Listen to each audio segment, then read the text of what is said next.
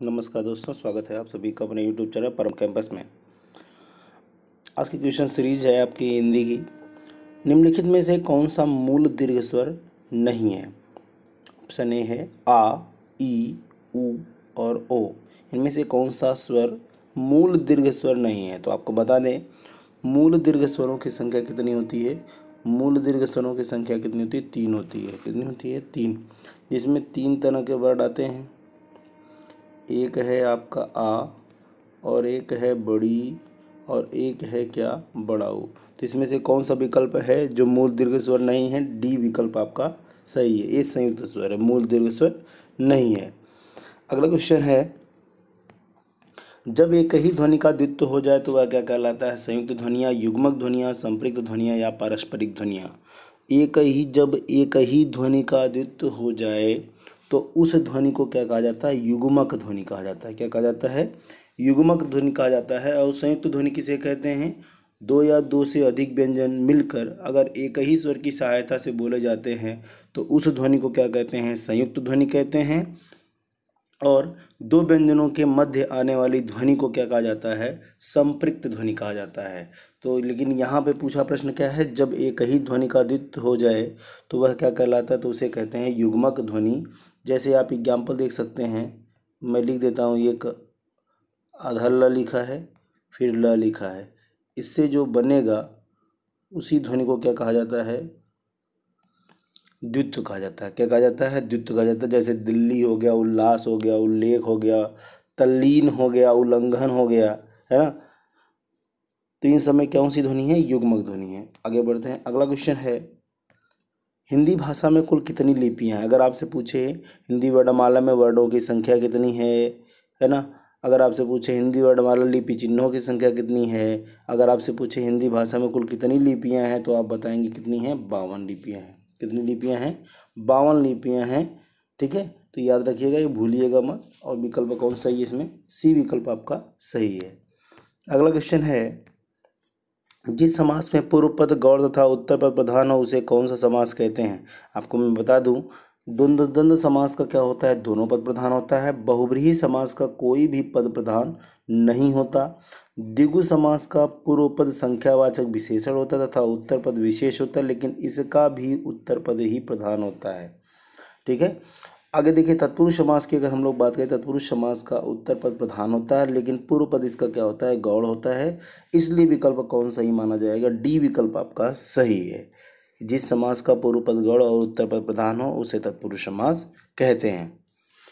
अगला क्वेश्चन है, जो सर्वनाम संज्ञा शब्दों के मेल से बनते हैं उन्हें क्या कहते हैं? जो सर्वनाम संज्ञा शब्दों के मेल से बनते हैं उन्हें क्या कहते हैं? उन्हें संयुक्त सर्वनाम कहते हैं। क्या कहते हैं भाई? संयुक्त सर्वनाम कहते हैं। जैसे हम लोग, तुम लोग, है ना, कुछ न कुछ, ये सब कैसे सर्वनाम है? संयुक्त सर्वनाम है। अगला है, जिस क्रिया से संचालित व्यापार का फल कर्ता को छोड़कर कर्म पर पड़ता है उसे कौन सी क्रिया कहते हैं? कहने का तात्पर्य है कि वाक्य में क्रिया का प्रभाव सीधे कर्म पर पड़े, कर्ता पर न पड़े, उस वाक्य की क्रिया को क्या कहा जाता है? सकर्मक क्रिया कहा जाता है। क्या कहा जाता है? सकर्मक क्रिया कहा जाता है। ठीक है। और अकर्मक क्रिया किसे कहते हैं? जिस क्रिया से संचालित व्यापार का फल कर्म को छोड़कर सीधे कर्ता पर पड़ता है उसे क्या कहते हैं? अकर्मक क्रिया कहते हैं। क्या कहते हैं? अकर्मक क्रिया कहते हैं। और जिस वाक्य में 2 कर्म हो उस वाक्य की क्रिया को क्या कहते हैं? द्विकर्मक क्रिया कहते हैं। ठीक है। और प्रेरणार्थक क्रिया की बात करें, जिसमें कर्ता स्वयं न कार्य करके किसी और को करने के लिए प्रेरित करता है उसे क्या कहते हैं? प्रेरणार्थक क्रिया कहते हैं। अगला क्वेश्चन, क्रिया के जिस रूप से क्रिया निष्पादन के समय का ज्ञान हो उसे क्या कहते हैं? कहने का तात्पर्य है क्रिया के घटित होने के समय का बोध हो उसे क्या कहते हैं? तो आप याद रखिएगा, क्रिया के घटित होने के समय को क्या कहा जाता है? काल कहा जाता है। क्या कहा जाता है? काल कहा जाता है। और वाक्य के प्रकट करने का जो विषय होता है उसे ही क्या कहते हैं? वाच्य कहते हैं। और वाक्य के प्रकट होने के समय को जो दर्शाता है उसे क्या कहते हैं? पक्ष कहते हैं। तो यहाँ पे विकल्प कौन सही होगा? बी विकल्प आपका सही है। वाक्य में प्रयुक्त शब्दों में परस्पर सामंजस्य को क्या कहते हैं? वाक्य में प्रयुक्त शब्दों में परस्पर सामंजस्य को अन्वय कहते हैं। क्या कहते हैं? अन्वय कहते हैं, क्योंकि अन्वय क्या करता है, पदों को एक सामंजस्य बना के रखता है, कब वो शब्द स्त्रीलिंग होगा, कब पुल्लिंग होगा, कब विशेषण होगा, कब संज्ञा होगा, ये सारी चीज़ें कौन बताता है, अन्वय बताता है। अगला है व्युत्पत्ति के आधार पर संज्ञा के कितने भेद होते हैं। तो व्युत्पत्ति के आधार पर संज्ञा के 3 भेद होते हैं। कौन कौन सी संज्ञा होती है, रूढ़ संज्ञा होती है भाई, कौन संज्ञा होती है, रूढ़ संज्ञा होती है, रूढ़। और दूसरी है यौगिक संज्ञा, दूसरी कौन संज्ञा है, यौगिक है। और तीसरी आपकी है योग रूढ़, तीसरी क्या है भाई, योग रूढ़ संज्ञा है। तो इस प्रकार व्युत्पत्ति के आधार पर संज्ञा के कितने भेद होते हैं, 3 भेद होते हैं। अगला क्वेश्चन देखिए, समानाधिकरण किस अव्यय का भेद है। समुच्चय बोधक अव्यय, क्रिया विशेषण अव्यय, संबंध बोधक अव्यय या विस्मयादि बोधक अव्यय। याद रखिएगा, समानाधिकरण अव्यय के अगर भेद की बात करें तो समानाधिकरण अव्यय के भेद किसका भेद है भाई, समुच्चय बोधक अव्यय का भेद है। किसका भेद है, समुच्चय बोधक अव्यय का भेद है। इसके 2 भेद होते हैं, एक होता है समानाधिकरण समुच्चय बोधक अव्यय और दूसरा होता है व्यधिकरण समुच्चय बोधक अव्यय। ठीक, अगला क्वेश्चन देखिए, निम्नलिखित में से कौन सा शब्द पुल्लिंग है। पुल्लिंग शब्द की पहचान करना है। दीमक शब्द क्या होता है, स्त्रीलिंग होता है। और रात भी शब्द क्या है, स्त्रीलिंग है। वर्षा भी स्त्रीलिंग है, लेकिन विधुर जो है वह क्या है, पुल्लिंग है। क्या है, पुल्लिंग, यानी जिसकी पत्नी मर गई है उसे क्या कहा जाता है, विधुर कहा जाता है। अगला क्वेश्चन है, बोली का क्षेत्र जब थोड़ा विकसित हो जाता है तो उसमें साहित्य की रचना होने पर वह क्या बन जाता है।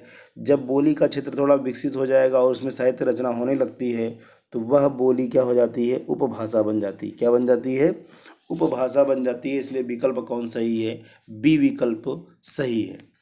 अगला क्वेश्चन है, जिन ध्वनियों की गणना न स्वर में की जाती है न ही व्यंजन में की जाती है, अर्थात कहने का मतलब ये है वे न तो स्वर की सहायता लेकर बोले जाते हैं और न ही व्यंजन की सहायता लेकर बोले जाते हैं, उन्हें क्या कहते हैं भाई, अयोगवाह कहते हैं। क्या कहते हैं, अयोगवाह कहते हैं। अयोगवाह 2 वर्ड होते हैं, एक होता है आपका अंग और दूसरा क्या होता है, अह। पहले को क्या कहा जाता है, विसर्ग कहा जाता है, सॉरी, पहले का अनुस्वार कहा जाता है, दूसरे को विसर्ग कहा जाता है। अगला क्वेश्चन है, भाववाचक संज्ञा कितने प्रकार से शब्दों से बन सकती है। तो भाववाचक संज्ञा की बात करें तो भाववाचक संज्ञा 5 प्रकार से बनती है। कितने प्रकार से बनती है, 5 प्रकार से बनती है। एक जातिवाचक संज्ञा से, और एक सर्वनाम से, एक विशेषण से, एक क्रिया से और एक अव्यय से। इस प्रकार 5 प्रकार से भाववाचक संज्ञा बनती है। अगला क्वेश्चन भाषा की सार्थक लघुत्तम इकाई किसे माना जाता है। भाषा की सार्थक लघुत्तम इकाई माना जाता है शब्द को।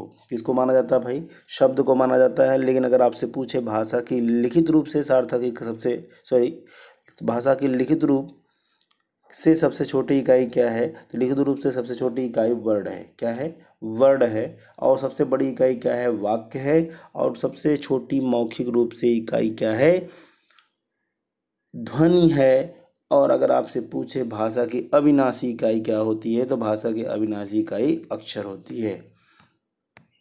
अगला क्वेश्चन है, किस छंद का प्रथम और अंतिम शब्द एक सा होता है। कुंडलिया छंद। कुंडलिया छंद का पहला और अंतिम शब्द क्या होता है भाई, एक सा होता है। ठीक है, इसमें 6 चरण होते हैं। प्रथम 2 चरण दोहा के होते हैं तथा अंतिम 4 चरण किसके होते हैं, रोला के होते हैं। इन दोनों को मिलाकर ही क्या बनता है, कुंडलिया छंद बनता है।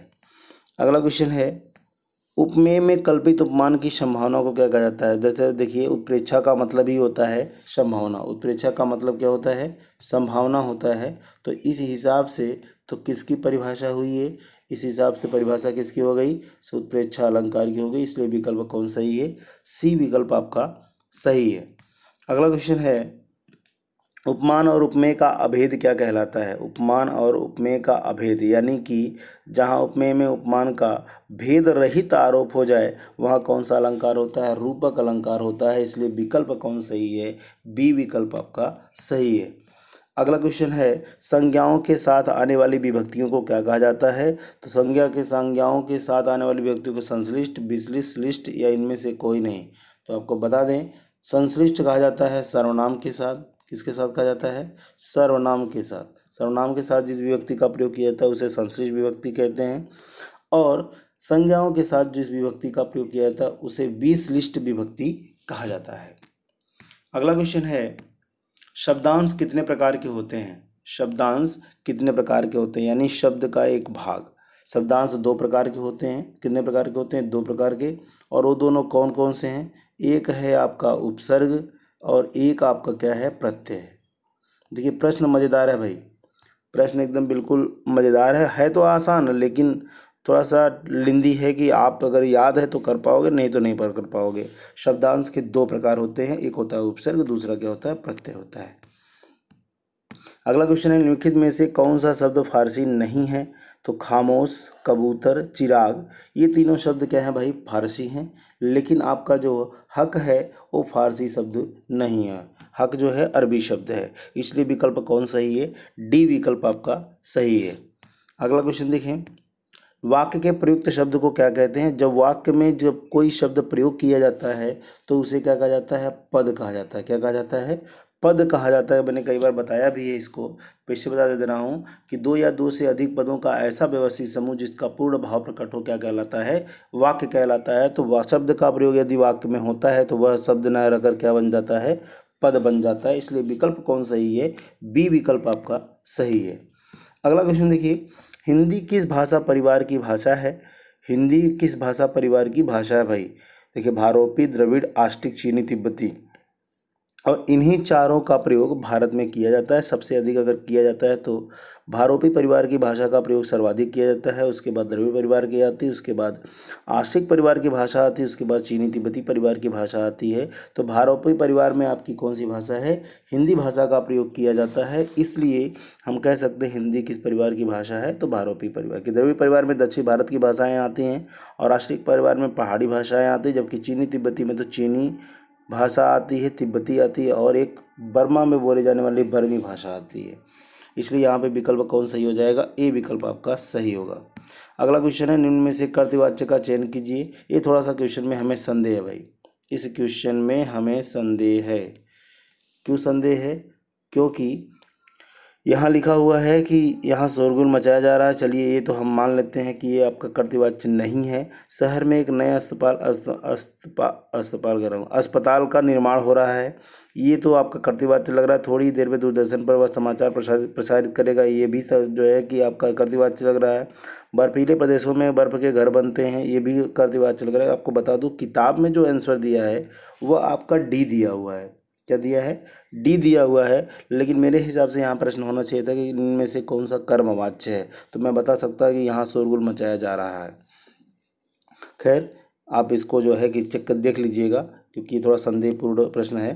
निम्नलिखित में से मिश्र वाक्यों में से कौन सा विशेषण उपवाक्य है?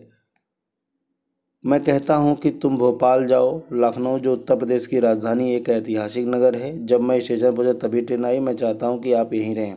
तो आपको बता दूँ मिश्र वाक्य में तीन तरह के आश्रित उपवाक्यों का प्रयोग किया जाता है। एक संज्ञा उपवाक्य होता है, और एक मिश्र जो है विशेषण उपवाक्य होता है, और एक क्रिया विशेषण उपवाक्य का प्रयोग किया जाता है। अगर वाक्य में की आता है तो समझ लीजिए उसमें संज्ञा उपवाक्य है। अगर वाक्य में जो आता है तो समझ लीजिए उसमें विशेषण उपवाक्य है। और वाक्य में जब, तब, जहाँ, तहाँ, जहाँ, वहाँ, ठीक है, इन सब का प्रयोग अगर किया हुआ है तो उसमें कौन सा होगा? क्रिया विशेषण उपवाक्य। तो आप देखिए इसमें जो किस में आया है, जो आया देखिए बी वाले विकल्प में, इसका मतलब है इसमें विशेषण उपवाक्य है। ठीक है। अब पहले वाले में देखिए की आया तो इसका मतलब उसमें संज्ञा उपवाक्य है। सी वाले में देखिए इसमें जब आया है तो इसका मतलब इसमें कौन सा उपवाक्य होगा? आपका क्रिया विशेषण उपवाक्य होगा। तथा चौथे में इसमें की आया, इसका मतलब इसमें संज्ञा उपवाक्य है। तो दोस्तों ये बढ़िया प्रश्न था। अगला क्वेश्चन देखते हैं, सरल वाक्य का चयन कीजिए।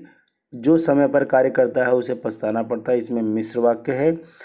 इस खेल में भारत जीता इसलिए उसे ट्रॉफी मिली, ये आपका संयुक्त वाक्य है। समय पर कार्य करने वाले को पछताना नहीं पड़ता है।